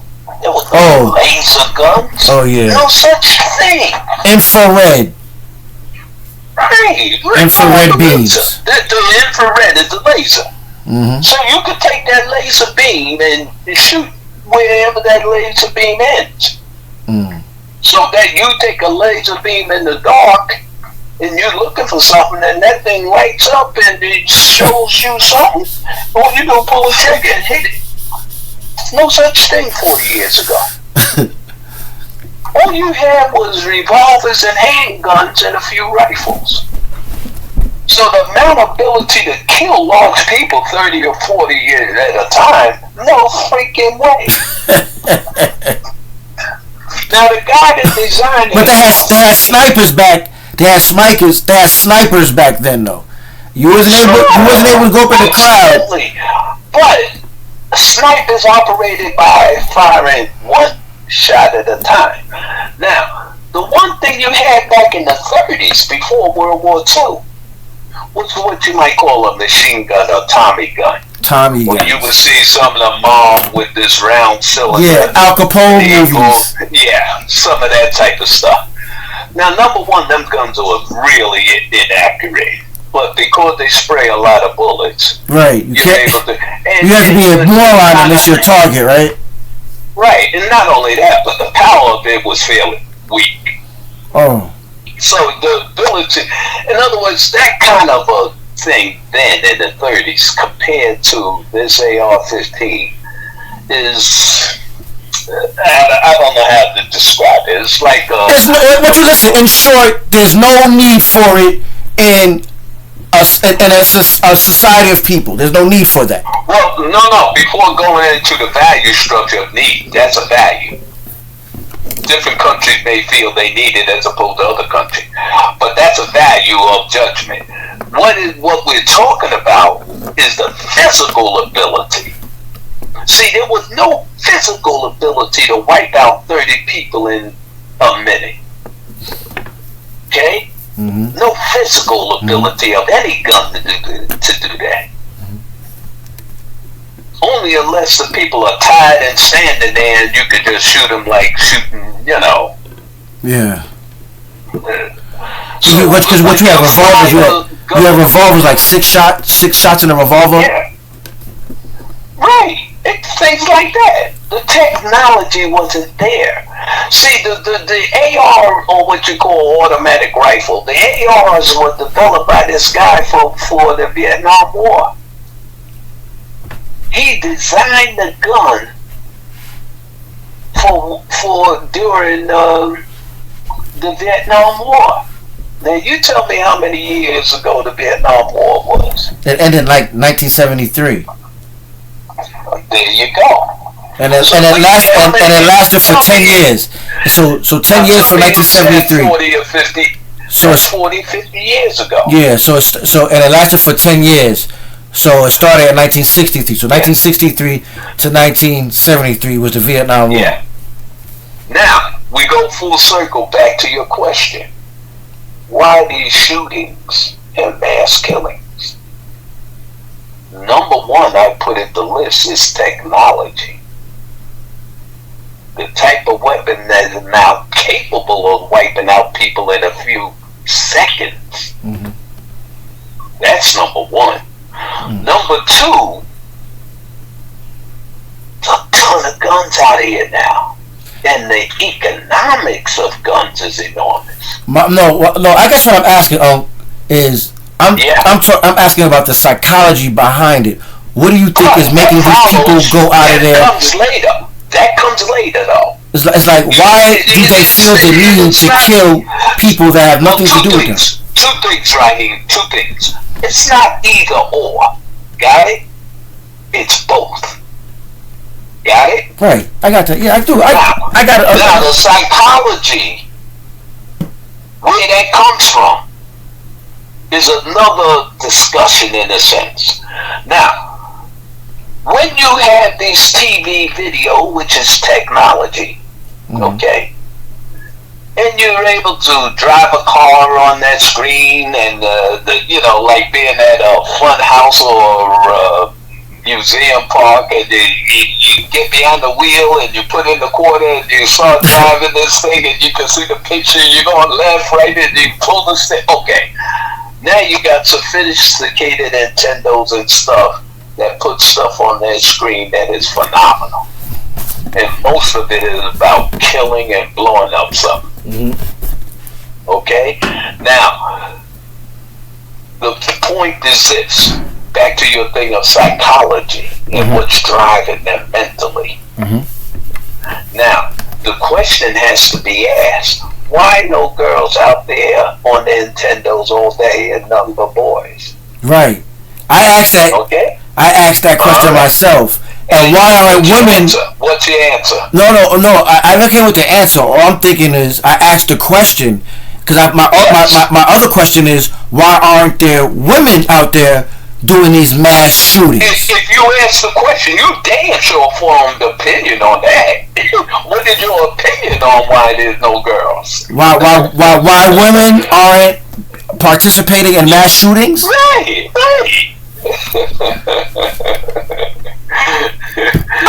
In other words, look, you can't go where you never been. Right. You can't. I really don't have an opinion on that because I'm not a female. You know what I mean? The girls are never acculturated to shooting guns. Right. Never. The only ones that you came up with were police were men. Right. Now today, ton of women are in the military getting combat training, sophisticated weapons and everything. It reminds me of World War II when the Russian army put the women as infantry, and when the Nazis faced them, they was in awe at they had to kill women. Yeah. Women were firing on them. They didn't understand that concept. Now that's modern times. World War II is what I call modern times. 1,000 years ago, women were combat. You got some African women that led some battles. Facts. 1,000 years ago, you know what I mean? Facts. So the ability of women to be a combatant is clear. But it's back to staying on point with the question as to why these shootings and blah blah blah and the psychology. Number one, it's nothing but boys on that damn Nintendo and playing the video game. Okay. Yeah. The PlayStation 5 and girls. The PlayStation 5 and stuff with online games. I got you on. Yeah, and there's some girls that do it, but they don't do it continuously. Right. But culturally, it's designed for young boys. Right. And so, even though you got women, even police chiefs, some women are police chiefs, top police officer, you know, but that's the rarity. 80% of the police are men. And the men's, in other words, when you have children, one boy and one girl, you raise them differently. One is acculturated to doing certain things, and the other is acculturated to doing a certain thing. Right. Okay? And a lot of that is being drawn closer, though. Because now you have women baseball. With the one thing you don't have though is women football, but you got women basketball, women soccer, and them sports. Women UFC. Excuse me. Women's UFC. Yeah. Ultimate Fighting Championship. Absolutely. In other words, all the martial arts. So, in other words, then we have to understand one thing, or a big thing, in why certain things. The reason women are in things is because of Title IX, and Title IX was part of the Civil Rights Act that Lyndon Johnson passed. When Kennedy was assassinated, Lyndon Johnson, working with Martin and the civil rights people, got the civil rights laws passed, which was mainly the voting rights, which knocked out poll taxes and all that stuff that made it very hard for blacks to vote. So the voting, they did the school thing separate, but they did several things, and they came up also with affirmative action. And another thing hardly talked about was Title IX. It was Title IX. What Title IX says back then, you deal with 68 when the civil rights bills were passed. So 68 is well over 50 years ago. It's knocking on 60 years now. Right. The Title IX makes institutions equal between men and women. Now, where is most of your sports money and stuff made in college? Men's football and basketball. How many women back in 68, percentage-wise of kids in college, were playing sports? Probably less than 5 or 10%. Among the men, 30%. Now the gap is closed. A lot of women play sports in college. The softballs, the volleyballs, the swimming. Now, what is the money maker in sports in college? Men's basketball, men's football. Now that engine and the money they make has to pay for the non-money makers of women's swimming, women's softball, da-da-da. That's Title IX. They have to split up the money. Got you. Consequently, a lot more young girls are in sports. But back to the question of the guns. Had they not found one girl shooting up into a crowd? Not one. No. Well, for my studies, the military, even though they are in the police force, even though they know guns way more than they did 30 years ago, right? It's just not in their nature. It's just not in their nature. It's not in their nature. You're jumping too soon to something now. You may be jumping. No. The reason why I'm saying, I would agree with you. I'm going to tell you why. Let me tell you why. Okay, because in their minds, I would say, and I don't want to generalize, but being that, listen, hold on. But being that they bring forth life. You know what I mean? They carry children. I feel that somewhere in their psyche, they just take it a little bit more serious than as opposed to us, because we don't have to walk around with life in our stomach and then give birth. See, here's the problem right here. Here's the problem. You being rational, okay? That's obvious. What you're saying is obvious. Right. In other words, there's a difference between men and women. Damn right there. Yeah. So they're gonna have a different take on death. Absolutely. Their brain chemistry and so forth is different. Yeah. Okay? There's no argument there. We're on the same side on that. The problem is this. Here's the problem. Now if you pass laws and everything that men and women are equal, now you open up a can of worms that you hardly had before. Now, at the time you was born, the amount of women marrying each other was probably 0. The amount of gay women, you always probably had a small percentage of women that were gay. But now, it is enormous. I'm stunned at how many gay people there are. Now the big argument is transgender. Now to change the sex thing from one to another. Now in the area of sports, the transgender, a man becoming a woman, and now he's running against women and he wins. The women are crying and saying, no. But on the same hand, any woman takes the transgender and becomes a man, she doesn't outrun nobody. Wow. Now, on average, are men things that make you taller than go, women? On average, are men taller than women? Yes, of course. Average. Absolutely. Yes, on average, yes. Are they bigger? Yes. Are they stronger? Yes. Yes. All of those questions, yes. Okay, so the physiology... Are there endurance? Do they have more endurance? Right. Yes, of course. All of that. Now you want to make them equal.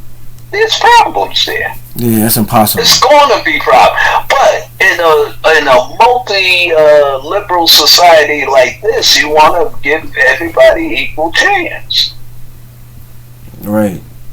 And then when you go down that road, now you open the door for the downsides to that. So rationality is just poof out the window. There it is. All rationality is now gone. you're dealing with legal structure. Now, you got a lot of women lawyers and judges. And they're on the Supreme Court also. So now where men dominated and said, nah, we ain't having this and that. No. Now the women said, no, we want to have things this way. Because now everything is equal. You can no longer say men are the landowners, men are the this. No. Right. So now if you set up the legal laws, especially Title IX's influence, now you have a different set of behaviors compared to before Title IX.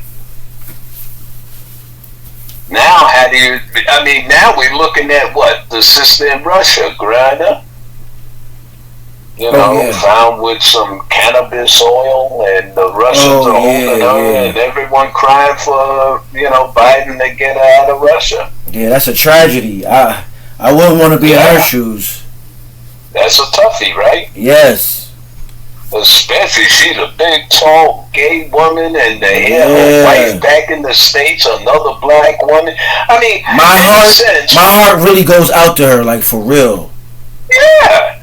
Same as my heart goes out to people who are being bombed by the Russians in Ukraine. Yeah, definitely. You know what I mean? And once again, the history has to be understood before we make judgments on it. Hey, speaking of the Russians bombing the Ukraine, I don't know if you knew about another story about how they aren't letting Africans go back to Africa. They're letting the brighter skinned Ukrainians go on a train and telling the Africans, the young students that went over, the exchange students, that they can't leave, and they're the last to get on the trains and everything. That was in the first 2 weeks of the war. That's the first 2 weeks. Oh, so there was all of that. When Russia started, first of all, you got a lot of what they call students between countries. Exchange students, foreign exchange students. Exchange, that's the word, exchange. Right. So you got exchange students. So you got a lot of students in Ukraine from Africa, from India, and from Asia. And even the Indians and the Asians were held up. But the obvious ones, because you could tell black and white from each other right away. Mm-hmm. And the blacks were being, where are you going? Now, in a sense, that's perfectly normal. Okay, wrong? Yes. But normal? Because it's a racist system. White folks run the show. Now, all of a sudden, black folks is walking among whites and being treated, no, something wrong here. Yeah. You know what I mean? Yeah. So the racist system in the world will stop you every time. My God, how much money Oprah Winfrey had? But she's in Switzerland there, and in the jewelry store, and she's looking at some expensive jewelry, and the counter girl says, because she's looking at a black woman. She's telling Oprah, you ought to look over here at the cheaper jewelry. Now, you can't have it both ways. Certain things lead to certain things. And the mere fact of your black skin dictates how white folks view you. Now, the girl in that damn jewelry shop in Switzerland had nothing basically against Oprah or anything as an individual. Right. But she don't see no black people coming into a jewelry store looking at jewelry that's $50,000 and $60,000. Right. Not a one. She never saw one. And yet she saw all day long white folks. She doesn't know how much money these white folks may have, but they're allowed to look at whatever they want. But as soon as a black person comes in, her mindset is that black folks are inferior. Wow. Ain't no black people equal to me. That's how white folks think. Wow. That's how their society, everything in power is white. The bankers, the generals, you name it. I know. I concur with you. I study all of that. You know what I mean? I observe all of that. So I don't blame the white folks for their behavior. Right. So neither what do we I. have to focus on is how to end it and to re-educate these whites who really got to realize you nobody's superior to anybody else. Yeah. I feel that they're easy. I feel that they're catching on gradually, slowly. Not like you said, not fast enough. Yeah. But at the same time, we have to realize that as a people, one hand washes the other. You know what I mean? Well, in order the marriage of white supremacy to work, is that white folks believe they're superior, and the other half is black folks believe white folks are superior. It's a marriage of the two. It couldn't work if black folks thought they were just as equal as white. It wouldn't work. And how do you reverse that? How do you reverse that? How do you reverse that mentality? How do you get that out of? How do you get that out of the? How do you get that out of? We're doing.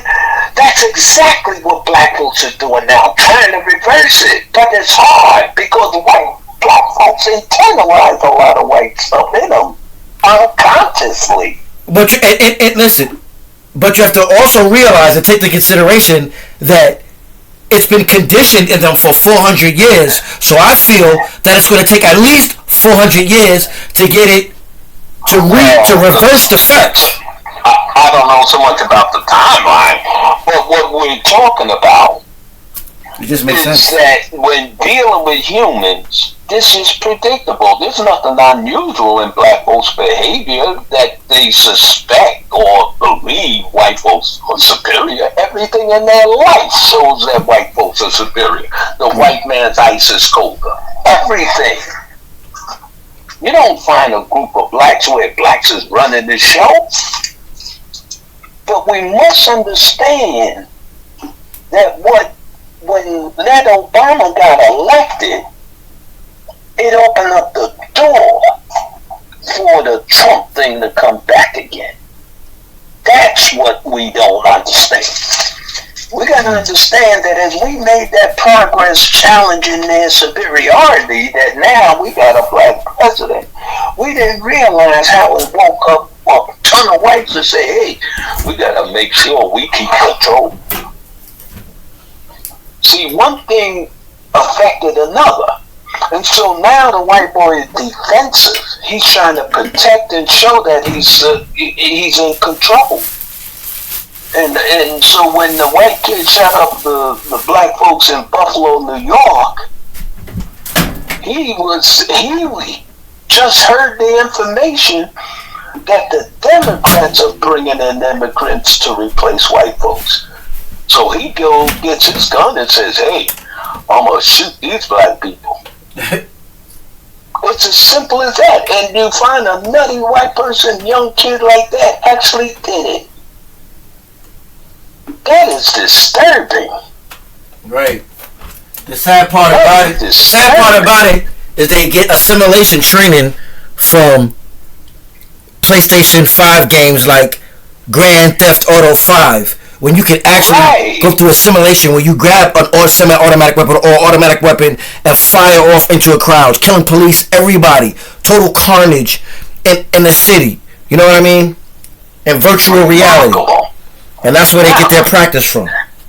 Now, we started off the thing by asking, why all these shootings? Now, are there PlayStation 5 in China and Europe?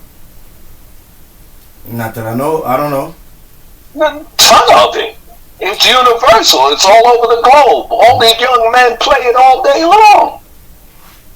Mm-hmm. Now, the question is, why no shoot-em-ups and kids going crazy and shoot-em-ups in Europe and in China? Why?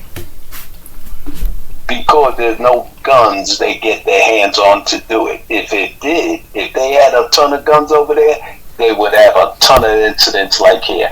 But here, we're the only country in the world that has what is called the Second Amendment, the right to bear arms. Mm-hmm. Only country in the world. So right. Now, everybody got all these guns. You got as many guns as people. You got over 300 million guns. Now, when the gun shoots somebody, why should we be surprised? Now we say, well, we need to get rid of guns. Now you find a political power saying, hell no, my Second Amendment, you ain't going to stop me from having a gun. Now, I mean, we can make it complex or we can make it simple. Now, if the political system says you have a right to have a gun, then that's the way it is. Then we have to live with, some nut shooting up 19 kids. We gotta live with it. Right. I mean, the gun is only designed to kill. I mean, this ain't like other things, a car to kill people, but it wasn't designed to kill people. Right. I say the same thing. Designed to purely kill. And if you're going to let masses of people have guns, and we know a percentage of people today are nuts, always have been. Yes. Listen, I just said it to my cousin earlier, that I feel that the gun is the most dumbest thing the human ever invented. That's the dumbest thing they invented. Now, I'm going to be honest. Listen, let me break it down. I understand when they made the Second Amendment that back then in the 1700s when they first was colonizing America, your neighbor was like 20 miles away and you have your wife and your children and you have strangers passing through. You don't want them to get raped. So I understand the Second Amendment. You have the right to bear arms to defend yourself. But it's no longer like that. You know what I mean? Your neighbor is right there. You have cameras. You have sheriff department, police departments, marshals, FBI, CIA, federal agents, everybody everywhere. You know what I mean? Everybody's watching everybody. You can't do nothing. But here it is. You have these incidents where there's mass shootings and officers are still shooting melanated people. Yep. In other words, you can't have it both ways. You can't have it both ways. Something has to give. Something has to give. It has to give. Otherwise, the potential for white folks just to shoot anything black and for a black person to shoot anything white. First of all, I never could see blacks getting to that position. I can see whites in significant numbers, right, shooting blacks in a minute. Right, but I don't see I think everybody can. Amount of blacks. I think everybody can visualize that everywhere on the planet. Yeah. Now, I would like to think there's enough level-headed people who go to work, pay their bills, raise their kids, ain't going to get to a position of just shooting strange people. Now, whether that happens is, we'll see. We'll see. I technically don't picture that. Right. You know what I mean? Whether it happens, I don't know. Right. But I like to think, no, people ain't going down that road. So we'll have to see. Right. We'll have to see. and boy, I see right now we're watching this hearings and Trump trying to say they stole the election. Right. Now it's being pointed out, you knew damn well that the election was legitimate. Right. You came up with a scheme. Even your lawyers in your group tried to tell you, no, Mr. President, you lost. Right. And he tried to keep the thing, no, they stole it. I have more votes. Okay. Now, at some point, people are finally dawning on them that this President Trump was nuts. Right. That's clear. You know what I mean? Right. Even though you loved him and probably still love him, but you realize we can't let this guy be president or any of that anymore. He's a liability. And the one thing also, we got to realize within families, when that Trump was talking about building the wall and all that stuff, within families, they fought at kitchen tables, Thanksgiving, and all that. Why you believe that Trump? They fought in families. Right. Same people. Right. That, you're stupid believing that Trump. Mm-hmm. I remember. We know there's a ton of other people know damn well that was crap. Much less within families, people reasonably are saying, damn, why you believe that, uncle? That's stupid. Right. So we're faced with that dilemma now. How long will people stay in believing with Trump, knowing that he was harming the country? At some point, if you know someone is tearing down the house, you got to say, hey. Right. We got to stop this shit. You're tearing the goddamn house down. Now, when will these people wake up to that position? But they don't do that. They don't do that. Well, remember, they didn't do it in modern time. Like you said, World War II. Somebody should have stopped Hitler, but nobody did nothing. Thank you. Well, he didn't have no homeboys that was brave enough to say, yo, this is it. Stop. In other words, what's happening today is not new. You know what I mean? In other words, we saw this in Hitler's time. Yep. How a ton of people believed everything he said. Yep. So, and he didn't have no real close friends that was brave enough or honest enough to say, yo, look, what you're doing is stupid. Stop. Okay, we conquered France. Let's not get ahead of ourselves. You know what I mean? Why are you attacking Russia? They got a massive army, and why are you gonna go at simultaneously at Russia and Britain at the same time? You need to stop. I know. If I was in his little inner circle, that's what I would have told him. Like, we would have been fighting in them bunkers. Like, yo, that's enough. What, you know what I mean? That's enough. But it's obviously that they was all scared of him, and that's why their fate was how it was. You know what I mean? Yeah. Oh, yeah, I know what you mean. See, the thing we're dealing with now is what is in people's interest. Now, the one thing, and back to Francis Welsing, whereas white folks just have to believe they're superior. Now, when you have a group of people who all their lives saw white folks running everything, now they find them powerful non-white people all over the place. Now, let's face it, your little blonde-headed girl, and we gotta realize the numbers on the globe.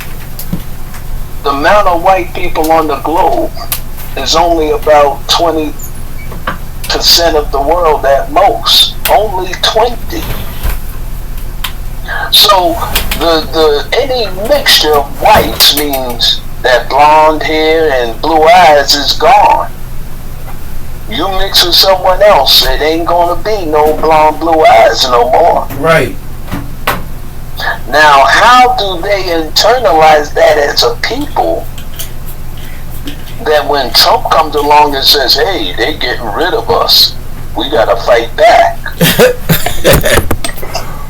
Okay, so he's able to reach a lot of whites that believes Trump come to save us. Because these non-white people are outdoing us. So these things are really in turmoil. Yep. So there's a lot of good thinking whites that realize people are basically equal. Yep. And the DNA, thank God for DNA, is proving it. There's no such thing as a smart gene. There's no such thing as a math gene, something that child gonna be good at math. No such thing. I was telling my cousin about that the other day. You don't inherit intelligence. Can't do it.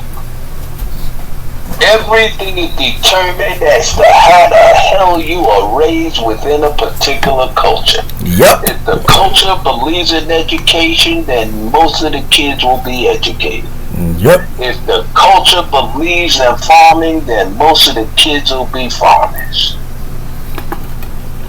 If your culture depends upon seafood, then 90% of your people are going to be dealing with the sea.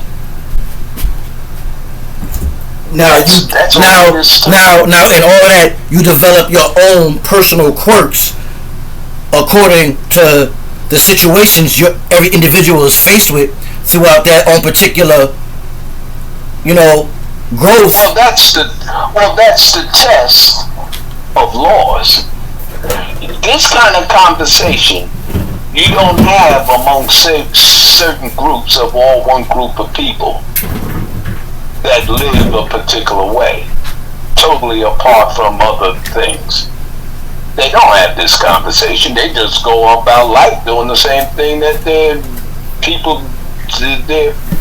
ancestors did years ago. They just continue to do it. That's all. Right.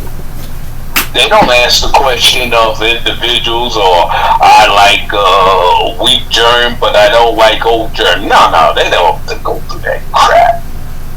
They know what it takes to live. They've been doing it for a number of generations, and they keep trying to do the same thing. Now, sometimes the climate now tears up, and you may get droughts, and now you're not able to farm. Now the people have to adjust under surviving on the earth. So the thing is, in America, where machines do most of the work, you don't have to take a shovel and dig the grave. No, they got a machine coming up and dig that thing in 2 minutes. Yep. So the technology does the hard work. So that gives you a lot of time to ask questions. Well, what should we do tomorrow? Well, how many of us will be able to afford that machine? Well, I like vanilla. Well, I like strawberry. Okay, so now we got a ton of silly choices. Remember now, when you go in that supermarket, how many choices of cereals on that shelf? Oh my God. Probably a myriad. Right? Okay. In other parts of the world, maybe just 2 or 3 choices. Okay? Now you have to ask. Is that a good or a bad thing? Right. Thank you. You gotta ask it sooner or later. Where the hell are you learning that crap from? You begin to ask questions like, oh, look at that. Here's where he got it from. Now they're serving, instead of regular milk and this and that, now you got strawberry milk. It used to be just chocolate milk and regular milk. Yep. Now you got oat milk, and now you got almond milk. Almond milk. It's off the charts now. So we see we're giving people a lot of choices, tend to confuse them, drive them nuts. They don't know what to think. Some people like this. What should I like? Some people like regular brown shoes, some like pink shoes. Now they put colors in their hair. You can have all blue hair. Right. So in a sense, you're driving people nuts with all these choices.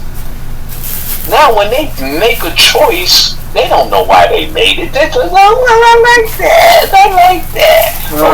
Okay. We're in America. You got the freedom to do what you want. So if you want to wear pink, you wear pink.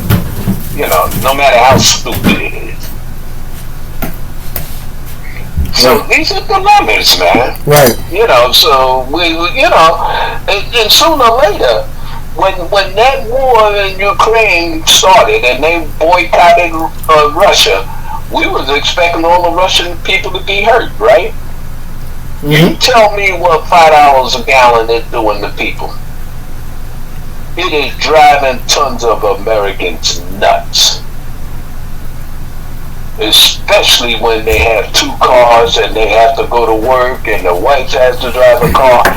Now $5 a gallon is tearing up people. Right. And we're saying, hey, I thought Russia was supposed to be hurt. Right. Well, now you find it out. I felt it was foolish that everybody thought it was cool when they said that McDonald's no longer supports Russia. I was thinking to myself, you think Russia cares that McDonald's no longer operates in their country anymore? That's gonna affect them? They give any shits about that? They don't give 2 shits about that. Thank you. So why are you reporting that in the news? Because they don't care. It's not affecting them one way or another. I'm hoping Americans are learning. Now, I'm hoping the learning curve kicks in and people realize exactly what you're saying as to being more sophisticated than you was just a few months ago. I'm hoping that kicks in. Yeah, hope. Because now, what we were told about Russia and this and that, we now realize someone was bullshitting us. They're supposed to hurt Russia by boycotting them and Russia will stop fighting. Well, now we can't afford $5 a gallon at that pump. That is affecting a whole bunch of people's lives. Now, some people, $5 a gallon don't mean nothing, but for a ton of people, that's killing them. Now, you have to make a better choice now. Now, whether someone believes in fighting for Ukraine, but yet you can't run your car, the hell with Ukraine. If that's the choice, the hell with Ukraine. If I can't feed my kid, the hell with Ukraine. Yep. That's what most Americans are. Better choice. That's what most Americans are thinking, but they're not saying it. They're afraid. Yeah. So when we decide to back some country, we better have some better thinking people. Because boycotting Russia is a big oil producer. So you can't hurt Russia with oil. But you damn sure can hurt the American people. So, Raheem, I gotta jump out. All right, Unc. It's always a pleasure. It's always a pleasure talking to you, man. Hey, we just probably say that's only part 3. We got about another 10 parts to go. So yes, we'll pick up on it again, man. Definitely. Love you, man. Talk to you later, man. You have a good evening. And I hope to see you soon. I haven't been down south in a while, but I feel I might make a trip this summer, though. Well, that sounds good. I got so many people to see down there, so you definitely on the list, man. Yeah, that sounds great, man. Looking forward to it. And if I go, I gotta find a way to get over to Mom's, where she over in Fayetteville, huh? Oh yeah, definitely. Yeah, I mean, there's so many people. All my sons are down there in Georgia. I mean, there's so much to catch when I head south.